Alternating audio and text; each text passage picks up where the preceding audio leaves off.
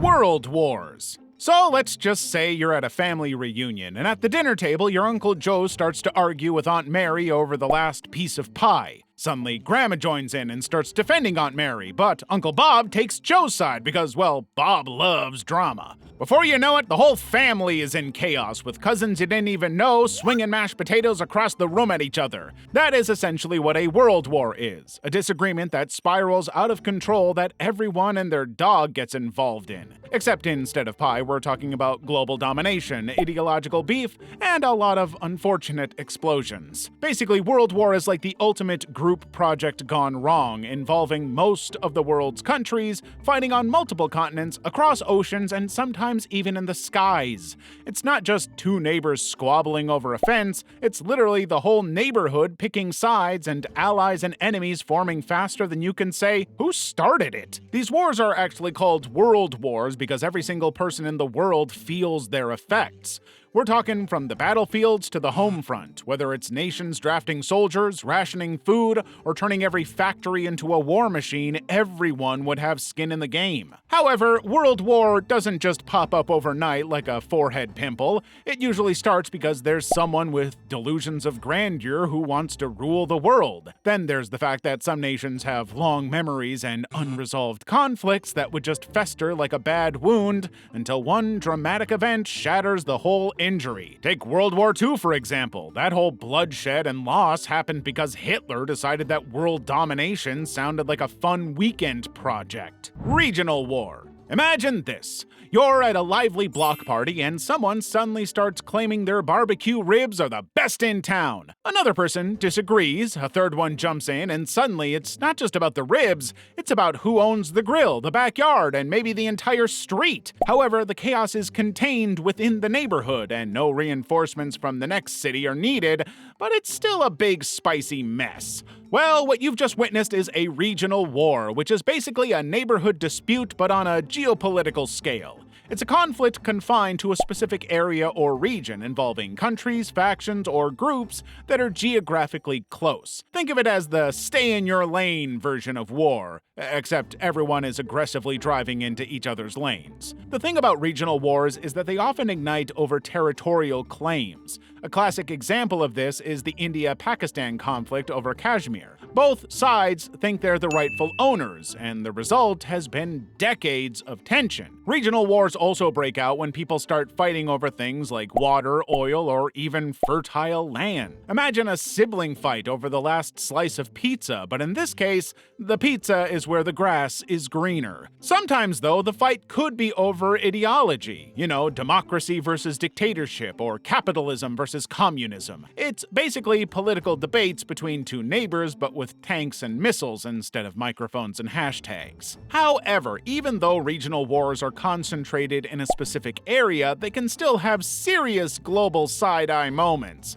Think of it like this. The neighborhood fight is drawing attention from everyone nearby, and now the whole city is gossiping. For example, the Korean War was a regional conflict, but pulled in big players like the US, China, and even the Soviet Union. Everyone wanted a piece of the drama pie. Civil War. Picture this. You and your siblings are arguing over who gets the last slice of pizza. You insist it's yours because you called dibs. They argue they deserve it for cleaning the kitchen last week, and before you know it, the argument escalates. Suddenly, it's not just about pizza anymore, but also about who gets the bedroom with the better Wi-Fi signal, who mom loves more, and why you've always been a little too smug since you got that promotion. Well, what you've just created is a mini version of a civil war. A civil war is really like a family feud that gets wildly out of hand. Except instead of just slamming doors, the siblings in question are factions within a country. And instead of passive-aggressive texts, they use, well, armies. It's basically a war fought within the same nation, often between groups vying for control of the government resources. Or sometimes just the chance to say, I'm right and you're wrong, with cannons. It's as if a country decides to unfollow itself on social media and then starts subtweeting with tanks. Just like any war, civil war often starts when there's a buildup of tension between two political leaders, especially when there is partially an inequality between the groups. When one group gets filet mignon while another barely gets crumbs, resentment is definitely going to bubble over like a cheap soda. The crazy thing about civil wars is that they can literally range from just short bursts of chaos to decades-long nightmares with factions picking sides and pushing propaganda. One example is the American Civil War, which lasted from 1861 to 1865. The US decided to argue over slavery, economics, and states' rights, with Abraham Lincoln as the parent trying to mediate, and things got very messy. The worst part about civil wars is that they actually hit harder than external wars because they pit neighbors against neighbors, sometimes even family members against each other. It's personal, raw, and devastating. The scars often linger for generations, socially, economically, and psychologically. Proxy war. Picture this. Two powerful chefs are fighting for control over the best spot in town. These two guys are really powerful, but they don't want to fight directly because honestly, it's just too much energy. So instead, they go out and hire smaller rival restaurant workers to do their dirty work. Now here's the funny part. These two small workers don't even realize they're pawns in a bigger game of deli domination, but think they are actually fighting for themselves. This is literally the definition of a proxy war in a nutshell. It basically means that two powerful countries are indirectly fighting themselves by supporting smaller groups, nations, or factions. You're probably wondering why two big dogs would choose to fight this way, but the truth is proxy wars are way cheaper, and you incur less losses. Why risk direct confrontation and your losses when you can just let someone else handle it? It's the military equivalent of sending a strongly worded email instead of a face-to-face argument. Plus, if things go south, you can just deny, deny, deny. A good example of a proxy war is the Cold War. The US and the USSR didn't want to engage directly because nuclear weapons make arguing over territory a bit explosive. Instead, they got involved in proxy wars like the Vietnam War and the Korean War, backing opposing sides like parents taking sides at a soccer match, but with bullets instead of orange slices. Limited war. Limited war is like a backyard brawl with agreed rules. No hitting below the belt, no wrecking the flower beds, and definitely no calling mom. It's when nations or groups fight but keep their goals, resources, and destruction within certain bounds. Unlike total war, where everything and everyone is fair game, think World War II, limited war is a contained fight. For instance, let's say country A and country B are neighbors, and one day country A accuses country B of stealing its favorite pasta recipe. Instead of nuking the entire food chain, country A declares a limited war and tells country B that they are only going to fight for control of the tomato sauce factory, nothing else. Now, when the armies are deployed and tanks roll in, both sides agree that there will be no destroying residential areas or targeting cultural landmarks, and once the tomato factory is secured, everyone goes home for pasta night. It's intense, but it's not scorched earth chaos, so it's like a spicy food fight, not a kitchen explosion. Most nations would go for a limited war because it keeps things classy. Plus, full-scale wars are expensive, destructive, and messy, like hosting a family reunion with unlimited tequila. Limited wars let nations save face while avoiding catastrophic fallout. Also, most limited wars are done to achieve their objectives, such as land resources or political leverage. No one's trying to conquer the whole world, just the proverbial cookie jar. Religious war. A religious war, as the name suggests, is a conflict fought over religious differences or to impose a particular belief system. Think of it as theological street fights, but with way more people and a lot more drama. But this isn't your average disagreement over pineapple on pizza, although let's face it, that is sacrilegious. Religious wars are about asserting the ultimate truth, where one religion believes their divine hotline is clearer, while the other thinks their god's, or path, is superior. To get the proper recipe for a religious war, all you need to do is take a bowl of faith, sprinkle in some righteous indignation, and add a dash of, "My God's bigger than your God," then stir vigorously until someone throws a holy relic at someone else. Basically, one religion or denomination insists it's the only way to salvation. But sometimes it also starts because of power plays, as some leaders use religion to justify invasions. At the end of the day, religious wars aren't just about faith. They're about power, politics, and people wanting to feel like they're on the right side of history,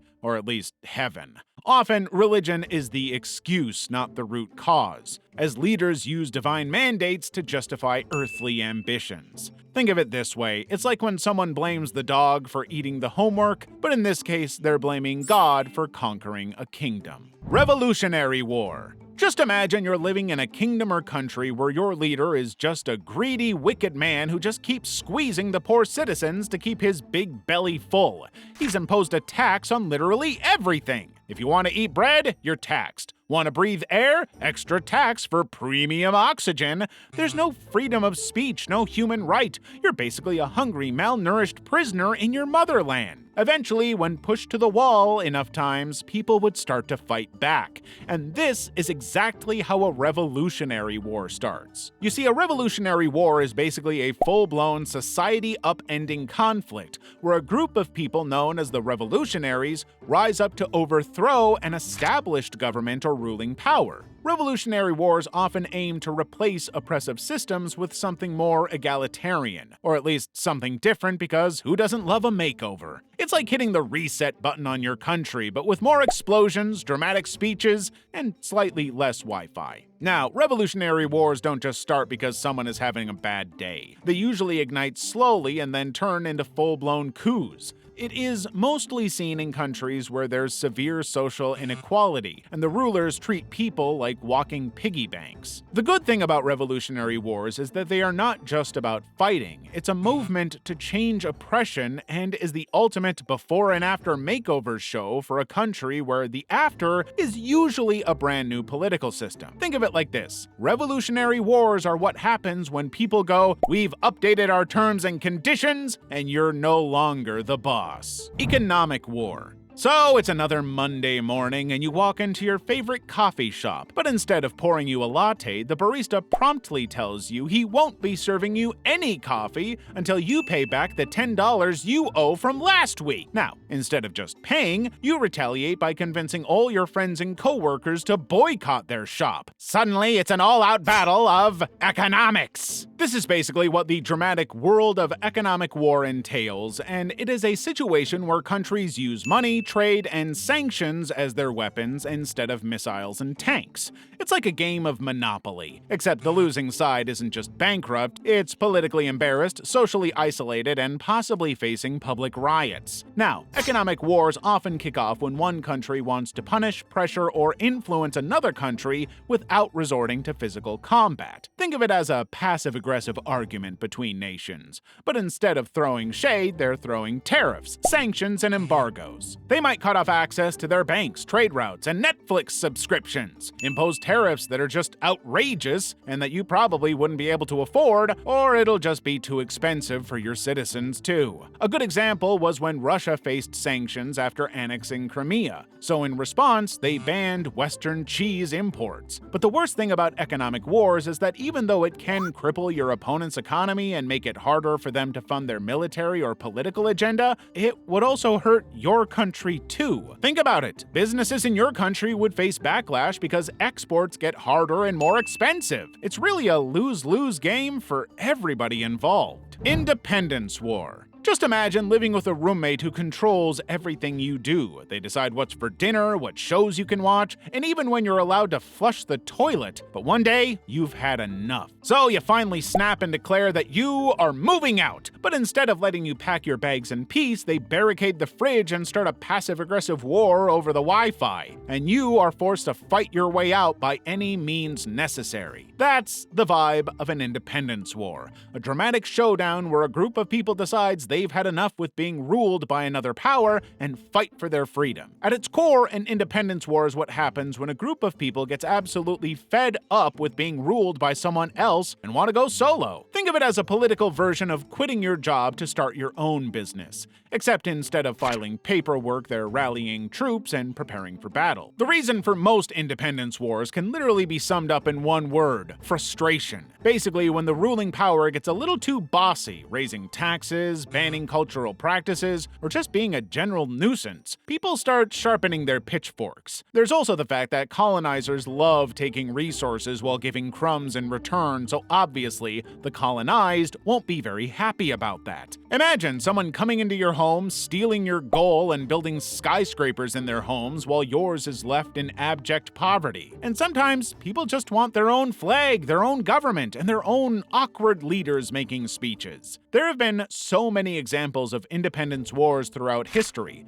from the Haitian Revolution of 1791 to 1804 to the Indian independence movement of 1857 to 1947. It's basically the ultimate breakup, but with cannons and speeches about liberty. Cyber warfare. In plain terms, cyber warfare is when countries or their sneaky operatives attack each other using technology instead of traditional weapons. Forget tanks and missiles. This is all about hacking, stealing data, spreading misinformation, and sometimes just causing digital chaos for the other guys. It's like that one tech-savvy friend who knows how to mess with your Wi-Fi settings, but on a terrifying global scale. Cyber warfare involves breaking into networks and stealing sensitive information. It's the digital equivalent of a spy sneaking into enemy HQ, but without the cool trench coat. They also use a technique called the denial of service (DOS) attacks, which basically involves overloading a server until it collapses. Imagine sending 10 million texts to your ex until their phone crashes. Countries may also target other countries' critical systems like power grids, water supply, or hospitals to sabotage their infrastructure ultimately. Now, if you believe knowledge is power, then you can understand why people participate in cyber warfare. Just imagine the military plans and trade strategies you'll obtain if you take a little peek into your rival country's databases. You could influence elections, destabilize governments, or just create drama. Basically, hackers are the political pot stirrers of the internet. One very famous cyber war incident was the Stuxnet 2010, which was actually the world's first cyber weapon that targeted Iran's nuclear program. It worked by messing with centrifuges until they spun themselves into oblivion. Basically, it was like hacking a blender to destroy a kitchen. The scariest part about cyber warfare is that you wouldn't even know who's attacking you. Was it a rogue hacker, a rival nation, or just some really bored teenager? The anonymity of it is very destabilizing. Plus, the attack can hit anywhere, anytime. Borders literally mean nothing when your weapon is an internet connection. Climate war.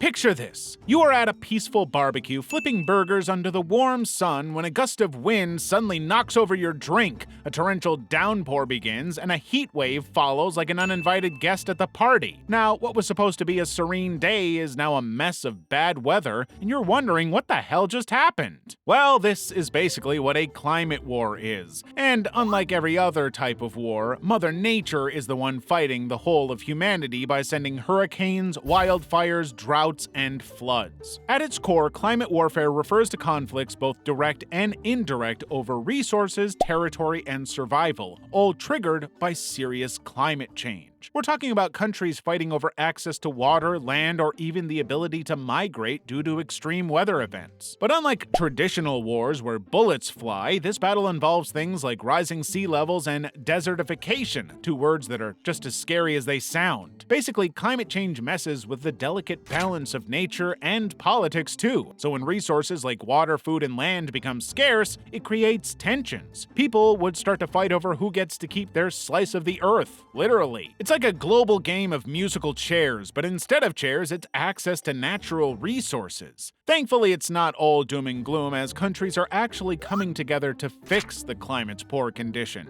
The whole world is now trying to do their best by encouraging renewable energy, sustainable agriculture, and reduction of carbon emissions. Because if we don't, we might be cooking ourselves in the hottest war of all.